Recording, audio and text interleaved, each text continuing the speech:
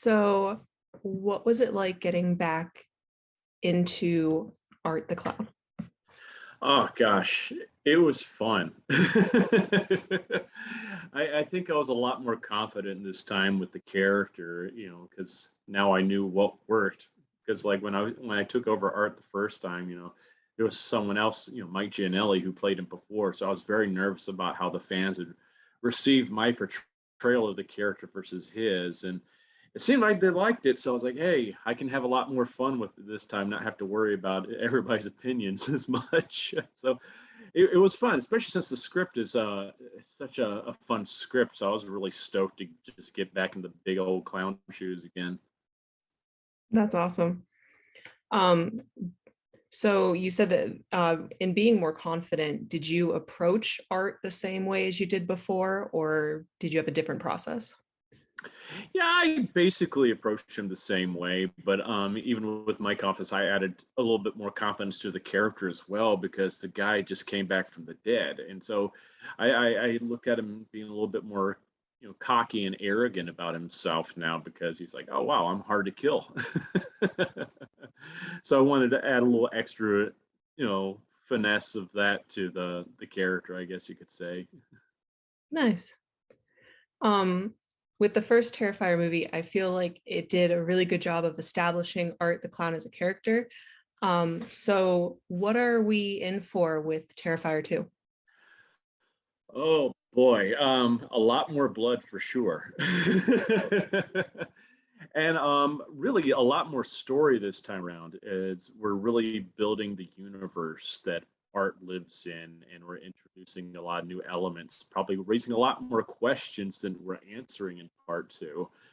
And a lot of that deals with the supernatural aspects of the character, and also the new protagonist and her family and their story, how it relates to art. There's a lot of new mythology, I guess, we're bringing into the world now, and it's pretty cool, especially this new character of Sienna. She is something else. For sure. Yeah, what was it like working with Lauren?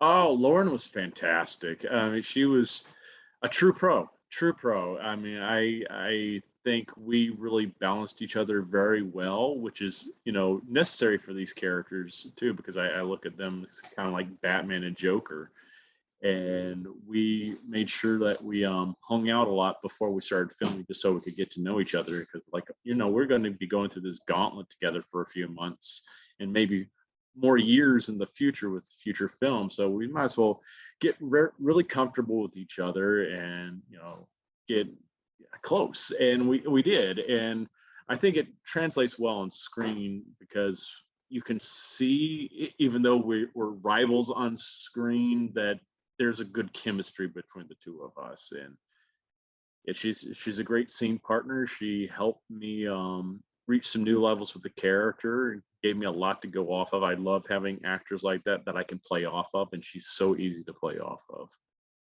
That's awesome. Um, you mentioned this a little bit earlier, but how does the brutality and the body count compare to the first one? Oh, it's increased. We've dialed it up to 11, I think, because we took that as a personal Oh, challenge of how to top the infamous hacksaw scene in the first film. And I think we've done that, at least in the, sheer brutality.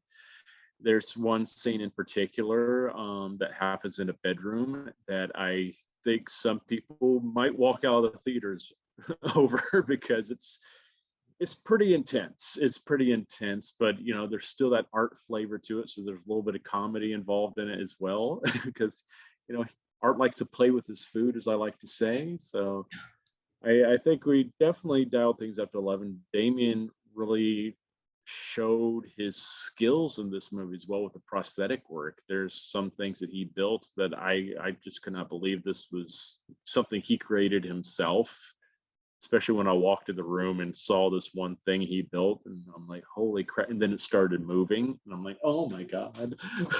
The audience is going to flip when they see this thing, because that's not CG. you broke up just a smidge there at the Oh end. no. Gotta Um, love internet sometimes. oh, always. Um, it was right after you said that the thing that he built started moving.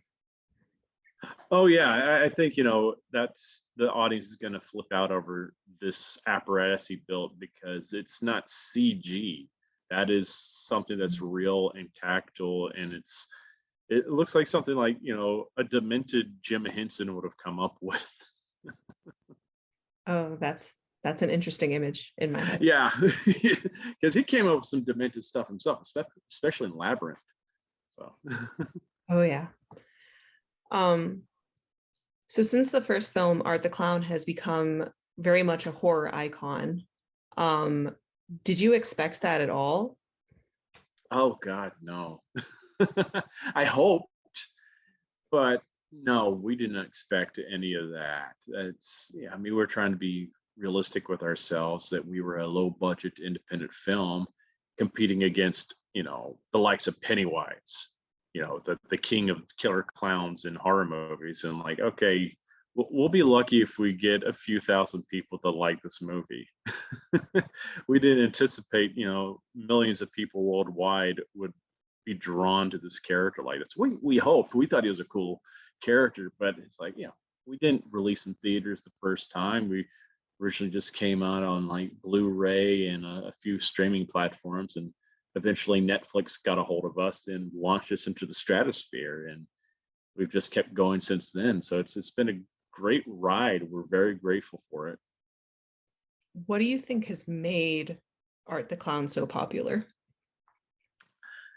I think it's a combination of a few things. I mean, part of it has to do with the the slasher genre in the past decade or so has just kind of fallen to the wayside. It's gotten stale. It's everybody's playing it way too safe, and no one's really introduced new characters that grab you. It's just another generic silent character that cocks his head to the side, is wearing a mask. There's no nuance to them, and I think that's where art captures people, because he is that silent character, but he has a lot of personality. He's like a blend of all these horror icons that came before him. And I think that's what really grabs people. And then there's the gore factor, where we're not playing it safe. We're going balls to the wall crazy with the kills in these movies. We're not cutting away. We're actually showing what's happening during the kills. And I think that's grabbing people as well, because they've kind of been missing that. Right, right. Um, so I've heard that there, it might be rumors, maybe it's like talking, but that there might be a third Terrifier movie. Um, Yeah. I don't know how much you know or anything about this, but if you were asked, would you be Art the Clown again for a third film? Oh, of course.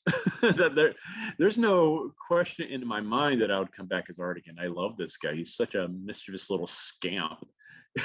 he's he's so much fun. I love the guy, and I think there's so much more I want to do with the character. There's so many more places to go. I mean, there's still one kill scene that I really want to do in a future film that's based on a Marx Brothers movie, a sketch, not Marx Brothers movie, and I don't want to be done with the character until at least I've done that kill scene. But yes, we definitely intend to do a part three. That's been the plan all along, to at least have a trilogy. And we even end part two with a cliffhanger for part three if you stay during the credits. So we're definitely setting everything up for a crazy comeback for Art again. So yeah, stay tuned. That's awesome. Um, all right. I just got the 1 minute mark. So Okay. before I let you go, is there anything else that you want to add about Terrifier 2? Yeah, I just want to say a big thank you to the fans, because it's the fans that made this film completely possible. It's basically funded by the fans. Most of our funding came from our Indiegogo campaign. And without that, we wouldn't have been able to pull off what we've pulled off in this film. And it's the fans that have driven us this whole entire time, been supporting us. That's why the word got out about us in the first place. It wasn't mainstream media. It was the fans just spreading their love of this character. and we're very grateful. This is a movie for the fans by fans, and we hope the fans really enjoy it. Awesome. Well, thank you so much for chatting with me. You're very welcome, Beth. Nice chatting with you too. All right. You have a great rest of your day. You too. Take care. Bye. Bye.